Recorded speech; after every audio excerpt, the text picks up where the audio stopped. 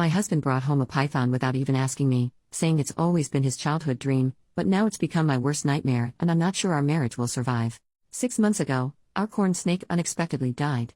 My husband, 26 male, and I, 24 female, were both very upset. He was a cute little guy and still very young. My husband has owned several small reptiles during his lifetime, and he told me he was thinking of trying a milk snake this time instead of a corn or a garter. Instead, 2 months after our corn died, he came home with a baby Burmese python. Apparently it's always been his dream to own a Burmese. Not only am I pissed that he got something like that without consulting me, on the upside, where we live they are legal, but I had several reservations that have only grown since we've owned it. I have GAD and that thing triggers my anxiety like no other. When I was doing research about Burmese pythons, I kept reading stories about them killing pets, children, and even their owners. So now I'm freaked out and have barely slept for 4 months. This is made worse by the fact that my husband has no experience with large snakes, and the larger the python grows, the more it shows, and also by us having a cat. The other snakes we've had, our corn snake, and my husband's old garter snake, pose no threat, but now I constantly worry that the python is going to get out and eat her. I've taken to locking the cat in our bedroom at night, which interferes with our sleep since she meows and scratches at the door, and I constantly worry about her when she's home alone. I'll reiterate, this thing is freaking huge. He is already 6 feet long. I'm home more than my husband, so I have to feed it and change its substrates often. I hate doing both so much, especially now that he's graduated to eating rabbits and pigs. I honestly think that since my husband bought him without consulting me, that caring for it should be his sole job, but I'm not going to let it go hungry or live in its own waste out of pride. I honestly don't think we'll be able to give this snake the best quality of life, which I think is essential for all pets. He's getting too big for the tank he's in, which is his third since we've gotten him, and I don't think we have the room in our house for the enclosure my husband wants to build him. His food is very expensive and eating into our savings, but it's what he needs, so we can't downgrade. The python does not deserve to live in a tiny space and eat inadequate food because my husband wanted one as a kid. At the same time, it's a good possibility it could eat us out of house and home. I don't want kids while we own a python, and these things can live up to 20 years. I don't want to never have children, which I've dreamed of, because of a python. Because of all these reasons, but especially the ones about our cat and its quality of life, I think we should rehome the python, preferably to a wildlife sanctuary or something. I've gently brought all of this up to my husband. How much mental anguish it causes me, how worried I am for our cat, how the snake is unsustainable, and all he's done is tell me to get over it, accuse me of not caring about his happiness, and tell me I'm being prejudiced against animals that aren't cute and cuddly. None of this is true, not even the last accusation. I like his smaller snakes a lot. How can I communicate productively with my husband about this issue? He already loves this snake, and I think that's getting in the way of him seeing reason. Edit. For the snake people, I acknowledge now that our husbandry is probably wrong, proving my point even more. Also, I have been informed that the snake probably wasn't a baby if it's at this size now, so take that into an account. I am not the most knowledgeable about snakes. First update 1 week later. First of all, I have to say thank you for the outpouring of support I got, especially from the reptile enthusiasts who happen to be browsing this sub. You guys are awesome. Now, I just want to say at the beginning, so what everyone wants to hear is heard. The snake is gone and my cat is all right. Here's how it happened. Thursday night, while I was replying to people in my post, several people suggesting talking to my husband's friend, who owns Burmese pythons, is an experienced reptile keeper, and could be a huge help. I was too blinded by the situation or my own anxiety to even think of that. I messaged him on Facebook Thursday night and told him the situation. He was shocked at just how bad things were, but apparently he tried to warn my husband that owning small snakes and then jumping to a Burm is like thinking owning house cats makes you qualified to own a tiger, but my husband didn't listen. He's been busy going to reptile shows. Dude breeds venomous cobras. He's kind of a badass, so he only saw the snake in person once when we just got it and was immediately disturbed when I told him about the overfeeding, my husband's desire to start it on live food, and the fact that it free roams and is handed alone. He told me he'd come over the next day, Friday, and give my husband a real talking to, as well as do anything he could to help us rehome it. I decided I couldn't live another day in the house like that, and neither could my cat, so Friday morning I moved out to my mother's while my husband was at work. It was a bit sneaky, but I knew that if I tried to leave while he was home he'd try to convince me to stay. I called him on his lunch break though and told him I'd left until the snake was gone. He was very upset, but started accusing me of being so petty as to let a snake wreck our marriage. I had nothing productive to say to that, so I told him I'd talk to him later. Well, my husband's friend was so angry at what he saw of the snake that when he got to the house when my husband was home from work, he gave him the tongue lashing of his life, and told him in plain terms that now that he saw how woefully inadequate we were as big snake keepers, there was no way he was going to let the snake stay at our house. Being yelled at really affected him. When my husband drove over to my mother's to talk to me, he looked like a kicked puppy. He broke down and told me that he loved me, that he was sorry for the hell he put me through, and that it had taken having reason yelled to him by an expert for him to really see what was going on, and that he understood now that the snake could no longer live with us.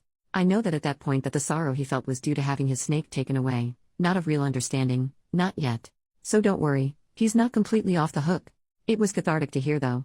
His friend contacted a herpetology society he works with regularly and then, a member of that society whose specialty is rehabilitating snakes that irresponsible pet owners get and then mistreat on his ranch. So Snake went yesterday to this guy's ranch, where he'll be fed the right food and go on a diet apparently, and live in a space big enough for him. My husband and I have talked a lot about this and he acknowledged that his fervent desire to fulfill his childhood dream made him careless and selfish, that he wasn't trying to be malicious towards me, but he just wanted the snake so badly he'd do and say anything to keep it.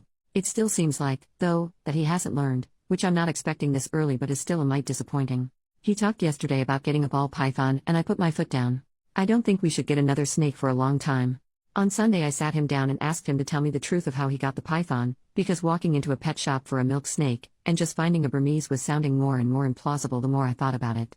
He admitted that he arranged to get one with a breeder online while he was telling me he wanted a little snake, meaning he was actively lying to me. This breeder is also a state away, meaning my husband participated in something illegal when he met up with him to get it, since transporting Burmese pythons across state lines is against the Lacey Act. I'm very angry about this. I'm upset about his lies, and I'm upset that he blew me off for months. He admitted he lied just because he knew I'd say no, which shows such an immaturity that almost disgusts me.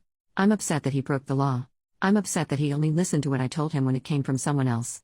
Apparently he's been having a quarter-life crisis that he didn't tell me about, because he feels that he should have accomplished more with his life at 26, he never went to college.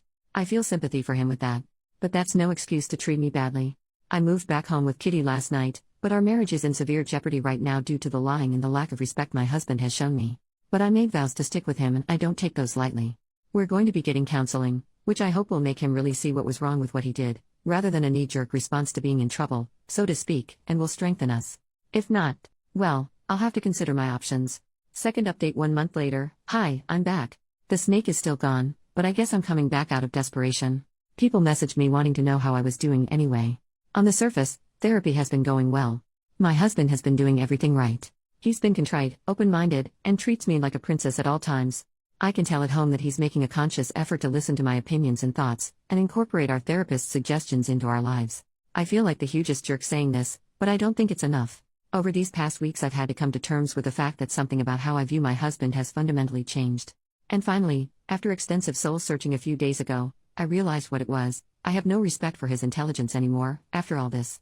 That is very, very important to me. And now it's just gone and I don't know how it can come back without him getting a personality overhaul. It's killed my physical attraction to him. I normally have a high libido and prior to all this we made love 4 to 5 times a week. Now, since all this went down we've been intimate 3 times. To be fair, while the snake was here we were down to 2 to 3 times a week, but it was still more frequent than this. Despite all the changes he's making he's still himself and I don't think I can like who I know him to be now. He's still his goofy, absent-minded self who needs me to balance the checkbook and pack his lunch. I can't respect that anymore. I don't want to be his mom or a naggy sitcom wife. I used to love doing these things for him. Throughout our relationship I've taken care of him, patched him up, and helped him solve his problems. I always saw it as the ultimate expression of love. Now I'm just sick of it. He can tell something's still wrong. He's irritated about my lack of forgiveness and lack of an intimate drive lately when he's objectively doing all the right things. But his lack of understanding towards my apprehension makes my feelings even more pronounced. I realized the other day that I love him dearly as a friend. I've known him since I was 9 years old but no longer as a husband. That devastates me. I can't believe I'm thinking divorce after less than a year of marriage. I feel like such a failure. I haven't broached these feelings in therapy yet, because they crystallized only a few days ago. But I don't know how to start because I know saying them will mean my marriage will be over. I have talked to my mom and friends about this, and they all tell me to wait longer, to stick it out, because I made vows. But I feel like I found out something fundamental about my husband that I wish I never had, and that nothing can be the same now. Third update 9 years later, posted on October 14, 2024.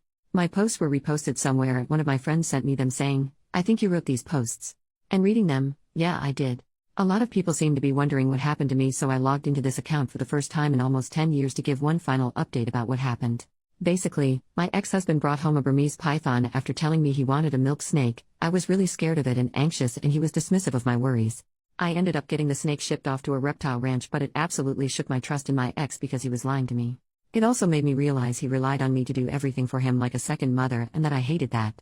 I really tried to work through the feelings I posted in the second update, but after 3 months, we separated. It's totally okay if you judge me for this because I judge myself. After being separated for half a year, we ended up making love. My grandma had just died. I was devastated, and he came to the funeral to support me, and because he'd known her forever and loved her too. We went home together after the family lunch and we ended up having comfort love making. Neither of us wanted kids at that point, but my IUD had slipped into my cervix at some point before this and I ended up getting pregnant. Both of us were unsure about introducing a kid into our relationship, but decided to get back together and make another effort. I had always wanted to be a mom, and didn't want to abort. We found out pretty early into the pregnancy that it was actually a molar pregnancy. Meaning that instead of a normal fetus, I was pregnant with a tumor. I had the mole removed, but I was one of those lucky people who develops cancer from their molar pregnancy. Luckily the cancer was caught when I was only at stage 2 and responded really well to chemotherapy. I've been cancer-free since 2016. However, my ex's behavior when I was extremely sick from chemo, we had stayed together after losing the pregnancy, caused me to put my foot down and want to divorce. He wouldn't, or couldn't, pick up the slack around the house, and I couldn't deal with it anymore. I felt like I couldn't depend on him for anything, not even when I had cancer. Literally a week after I was told I was cancer-free, I told him I was moving out and wanted a divorce. I lived with my mom for a year while our divorce was being finalized and a bit after it, and then decided to get a job in a new city because I needed a new beginning. I also decided to fulfill a dream of mine I'd been mulling over for a while and went back to college to get my BSN in 2017. I graduated in 2019 because I was in an accelerated program for people who already have another degree, and I now work as a neonatal nurse. The job can be really wearing and difficult, but it's so amazing watching tiny and sick babies grow and thrive and eventually leave. I feel like I've found my calling. I also met a guy in my class when I went back to school. We were just friends for 2 years, because I didn't feel ready to date, and then in 2019 we started dating. That guy is now my husband. We got married in 2022. My current husband is the most amazing man and partner I could have ever asked for. I can fully lean on him, and him on me. And I don't have to ask him to please pick his socks up off of the floor. He even does most of the cooking because I hate cooking. Due to my cancer treatment, I went into premature ovarian failure, so we are going to start IVF in the new year with eggs I had frozen before my chemo began. We also want to adopt and or foster at some point and have been looking into that as well. I know for sure my husband is going to be a wonderful support for me and an amazing father. At the time of my divorce I had no confidence my ex would be either of those things. I don't want to just bash my ex though. He is doing much better since we got divorced. A month after I left for good, he attempted to off himself and was put on a 72-hour hold at the hospital. He took their advice to follow up with a psychiatrist seriously, and was diagnosed with ADHD. It explains so much about how he was when we were together. A little later on, he was also diagnosed with autism. I don't speak to my ex because it's too painful for both of us, but my mom is still close to his mom and has given me some updates.